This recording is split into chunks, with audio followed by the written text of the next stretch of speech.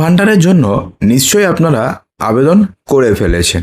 এই অবস্থায় আপনি জানেন কি যে এই 4টি ভুল করলে পরে আপনাদের আবেদন খারিজ হয়ে যাবে। অর্থাৎ সেক্ষেত্রে আপনি তো ফর্ম জমা করে এসছেন, আপনি ভেবেছেন যে টাকা এখন আমার অ্যাকাউন্টে ঢুকে যাবে, কিন্তু আপনার অ্যাকাউন্টে টাকাই ঢুকবে না, কারণ আপনার ফর্মই তো বাতিল হয়ে গেছে। কোন কোন 4টি কারণে বাতিল হতে পারে ফর্ম জানাবো, তবে তার পূর্বে একটা ছোট্ট রিকোয়েস্ট, ভিডিওটিকে এক্ষুনি একটি লাইক করবেন এবং ভিডিওটিকে অবশ্যই শেয়ার করে দেবেন। দেখুন, অন্ন ভাণ্ডারের মহিলাদের প্রতি মাসে 3000 টাকা করে দেওয়া শুরু হয়ে গিয়েছে ইতিমধ্যে। তবে এই টাকা ডিবিটির মাধ্যমে সরাসরি মহিলাদের আধার কার্ডের সঙ্গে যুক্ত ব্যাংক অ্যাকাউন্টের টাকায় রূপিত আসতে শুরু করেছে। অর্থাৎ ব্যাপারটি কি ভালো করে বুঝবেন। আর এই সুবিধা 25 বছর থেকে 60 বছর বয়সী সব মহিলারাই পাবেন। তবে যাদের লক্ষ্মীর ভাণ্ডার ছিল সেই সমস্ত প্রাপকদের লক্ষ্মীর ভাণ্ডার থেকে অন্নপূর্ণা যোজনায় স্থানান্তরিত হয়ে যাবে অটোমেটিক্যালি। তো সেক্ষেত্রে তাদের খুব একটা সমস্যা নেই, কিন্তু যারা যারা নতুন করে আবেদন করবেন তাদেরকে কিন্তু মোটামুটি ফর্মটিকে ঠিকঠাকই ভরতে হবে। আর যারা লক্ষ্মীর ভাণ্ডার থেকে যারা ডাইরেক্টলি অন্নপূর্ণা ভাণ্ডারে যারা যারা মাইগ্রেট হবেন তাদেরকেও ফর্ম ঠিকঠাকই ভরতে হবে। এমনটি নয় যে তারা ফর্ম ঠিকঠাক না ভরলেও তারা টাকা পাবেন, কিন্তু তাদের ক্ষেত্রে একটা ছাড় রয়েছে, কারণ তাদের অলরেডি ডেটা লক্ষ্মীর ভাণ্ডারের ডেটাবেসে রয়েছে। এই টাকাটি একমাত্র ঢুকবে যেই ব্যাংক অ্যাকাউন্টে আপনাদের ডিবিটি লিঙ্ক করা রয়েছে। দেখুন, আপনাদের মধ্যে অনেকে রয়েছেন যারা লক্ষ্মীর ভাণ্ডার যে অ্যাকাউন্টে নিতেন সেই অ্যাকাউন্ট নাম্বারই যখন নতুন করে যখন ফর্ম ফিল আপ করেছেন অন্নপূর্ণা ভাণ্ডারের, তো সেক্ষেত্রে আপনি সেই অ্যাকাউন্ট নাম্বারই দিয়ে দিয়েছেন, কিন্তু সেই অ্যাকাউন্ট নম্বরের সঙ্গে আদৌ আপনাদের ডিবিটি লিঙ্ক করায়নি।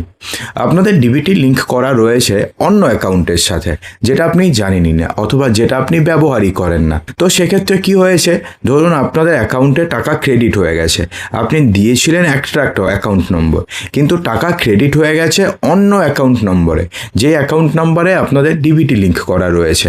ঠিক আছে, তো সেক্ষেত্রে আপনাদের অ্যাকাউন্টে টাকা ঢুকে গেছে। সেক্ষেত্রে যদি আপনি স্ট্যাটাস চেক করেন তাহলে আপনি দেখবেন যে আপনাদের অ্যাকাউন্টে টাকা তো ঢুকে গেছে, কিন্তু যেই অ্যাকাউন্ট নাম্বার আপনি দিয়েছেন আপনি ভাবছেন যে টাকা তো আমার এই অ্যাকাউন্টেই ঢুকবে, কোনো অ্যাকাউন্টে টাকা ঢুকে গেল, সেই অ্যাকাউন্টে আপনাদের টাকাই ঢুকলো না। এটাও কিন্তু পসিবল। চলুন তার আগে না আপনাদের বেশ কয়েকটি প্রশ্নের উত্তর আমরা দিয়ে দিই, যে প্রশ্নটি আপনারা অনেকগুলো ভিডিওর কমেন্ট বক্সে করেছেন। সেটা হচ্ছে, এই যে প্রকল্পটি রয়েছে না, এটা কিন্তু মূলত গৃহবধূদের জন্য, কারণ 25 থেকে 60 বছরের মধ্যে নর্মালি গৃহবধূই হয়। তারা যদি কোনো মহিলা হয়ে থাকেন, মেয়ে হয়ে থাকেন, তো সেক্ষেত্রে তাদের জন্য এই প্রকল্পটি। এবং সব থেকে বেশি সুখবর হচ্ছে গৃহবধূদের জন্য, তাই সব থেকে বেশি সুবিধা পাওয়ার সম্ভাবনা রয়েছে গৃহবধূদের, কারণ এই প্রকল্পের মূল লক্ষ্যই হচ্ছে এমন মহিলাদের আর্থিক সহায়তা দেওয়া যাদের নিয়মিত কোনো সরকারি আয় নেই। যদি আপনার বয়স 25 বছর থেকে যদি আপনার বয়স 60 বছরের মধ্যে হয়, আপনি পশ্চিমবঙ্গের স্থায়ী বাসিন্দা যদি হতে পারেন এবং কোনো সরকারি চাকরি অথবা সরকারি পেনশন আপনি না পান, তাহলে আবেদন করার সুযোগ আপনাদের থাকতে পারে।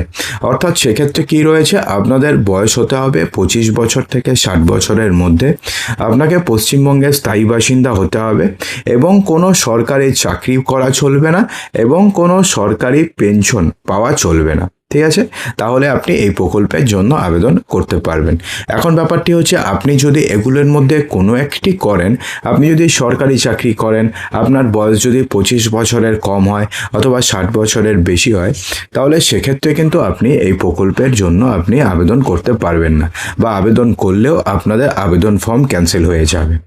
এখন ব্যাপারটা হচ্ছে, বিধবা এবং ডিভোর্সিরাও কি আবেদন করতে পারবেন?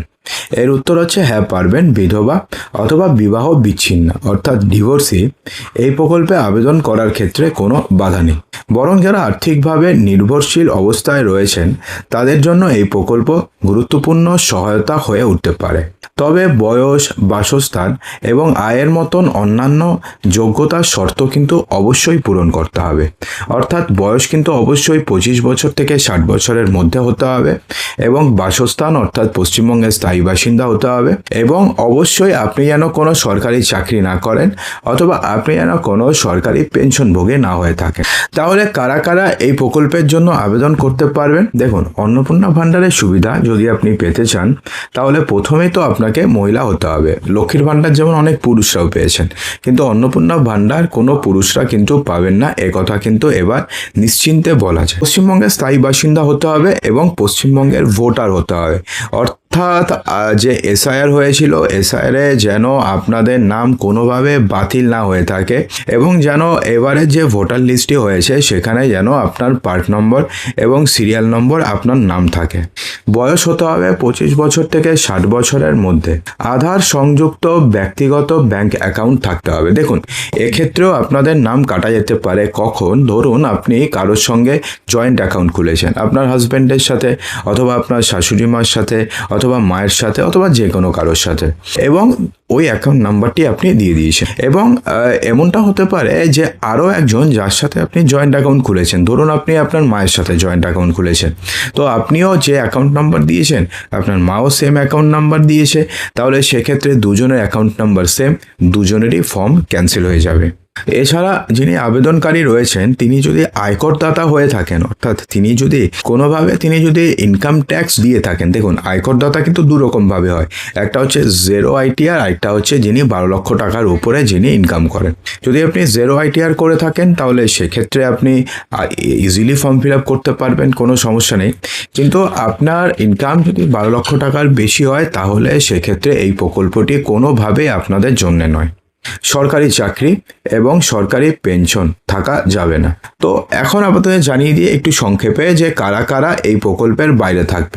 আয়কর রিটার্ন জমা দেন এমন মহিলা, কেন্দ্র অথবা রাজ্য সরকারের স্থায়ী কর্মচারী, পুরসভা অথবা পঞ্চায়েত অথবা সরকারি সংস্থায় স্থায়ী কর্মী, সরকারি সাহায্যপ্রাপ্ত প্রতিষ্ঠানে নিয়মিত বেতনভোগী অথবা পেনশনভোগী, অর্থাৎ শিক্ষক অথবা শিক্ষিকা অথবা শিক্ষাকর্মী। তো এখন ব্যাপারটি হচ্ছে যে নতুন করে যদি আপনাদের আবেদন করতে হয় তাহলে সেক্ষেত্রে আপনারা কি দেবেন? দেখুন, আপনাদের না বেশি কিছু দেওয়ার খুব একটা প্রয়োজন নেই। আপনাকে মূলত দিতে হবে আধার কার্ড, দিতে হবে ভোটার কার্ড, দিতে হবে রেশন কার্ড, আধার লিঙ্ক করা ব্যাংকের পাসবইয়ের প্রথম পাতার জেরক্স দিতে হবে, পাসপোর্ট সাইজের ছবি দিতে হবে এবং আপনাদের সক্রিয় একটা মোবাইল নাম্বার দিতে হবে। যে মোবাইল নাম্বারে আপনাদের বিভিন্ন মেসেজ আসবে অথবা স্ট্যাটাস আসবে সেই মোবাইল নাম্বার দেবেন। তো লক্ষ্মীর ভাণ্ডারে যারা উপভোক্তা রয়েছেন তাদেরকে কি আবার নতুন করে আবেদন করতে হবে? এটা কিন্তু অনেকের মনে প্রশ্ন রয়েছে। না, আগে থেকে লক্ষ্মীর ভাণ্ডারের সুবিধা পেয়ে থাকলে সাধারণত নতুন করে আবেদন করার প্রয়োজন পড়বে না। প্রশাসনিক স্তরে তথ্য যাচাই এবং কেওয়াইসি সম্পূর্ণ হওয়ার পরে তাদের তথ্য নতুন প্রকল্পে স্থানান্তরিত করা হবে বলে জানানো হয়েছে। এটা কাদের জন্য? এটা হচ্ছে জাস্ট ইলেকশনের আগে যারা লক্ষ্মীর ভাণ্ডারের জন্য অ্যাপ্লাই করেছিলেন, জাস্ট ইলেকশনের কিছুদিন আগে, তাদের ক্ষেত্রে কিন্তু অ্যাপ্লাই করতে হচ্ছে না। দেখবেন না, এখন শোনা যাচ্ছে যে কিছুজন মানুষ রয়েছে, মহিলা রয়েছে, যারা অন্নপূর্ণা ভাণ্ডারের জন্য আবেদনই করেনি অথচ তাদের অ্যাকাউন্টে 3000 টাকা ঢুকে গেছে। এটা কিন্তু সত্যি। কাদের ক্ষেত্রে হয়েছে? যারা ধরুন ইলেকশনের জাস্ট কয়েকদিন আগে যারা লক্ষ্মীর ভাণ্ডারের জন্য যারা আবেদন করেছিলেন তাদেরটা কিন্তু এমনিতেই ঢুকে গেছে, কিন্তু তাদেরকে কিন্তু পুনরায় ফর্ম ফিল আপ করতে হবে। অবশ্যই আপনি আরেকবার ফর্ম ফিল আপ করে জমা দিয়ে দিন, তাহলে কি হবে না, আপনাদের টাকা আসতে থাকবে। নাহলে কি হবে, 1 মাস 2 মাস 3 মাস পেলেন, তারপরে আপনাদের অ্যাকাউন্টে টাকা ঢোকা বন্ধ হয়ে গেল, তখন আপনাকে আবার তো এই ফর্ম ফিল আপ করতেই হবে, তারপরে আবার দৌড়াদৌড়ি করতে হবে। তো এত কিছু কি দরকার রয়েছে, আপনারা ফর্ম ফিল আপ করেই দিন। অন্নপূর্ণা ভাণ্ডার প্রকল্প নিয়ে উৎসাহ যত বাড়ছে ততই বাড়ছে মানুষের মধ্যে কৌতূহল। তবে একটা বিষয় পরিষ্কার, গৃহবধূ হন অথবা বিধবা হন অথবা ডিভোর্সি হন অথবা বেকার হন, মহিলাদের বড় অংশ এই প্রকল্পের আওতায় আসতে পারবেন। এবং আরেকটা প্রশ্ন যেটা অনেকেই করছে যে আপনার হাজব্যান্ড যদি সরকারি চাকরি করে তাহলে সেক্ষেত্রে কি আপনি এই প্রকল্পের জন্য এলিজেবল? তো যদি আপনার হাজব্যান্ড সরকারি চাকরি করে এবং আপনি যদি কোনো সরকারি চাকরি না করেন, আপনি যদি বেকার হয়ে থাকেন, তাহলে সেক্ষেত্রে আপনি এই প্রকল্পের জন্য এলিজেবল। তো বন্ধুরা, আশা করব যে ভিডিওটিতে আপনাদের সমস্ত কিছু সঠিকভাবে বোঝাতে পেরেছি। যদি ভালো লেগে থাকে লাইক করবেন, শেয়ার করবেন, চ্যানেলটিকে সাবস্ক্রাইব অবশ্যই করবেন।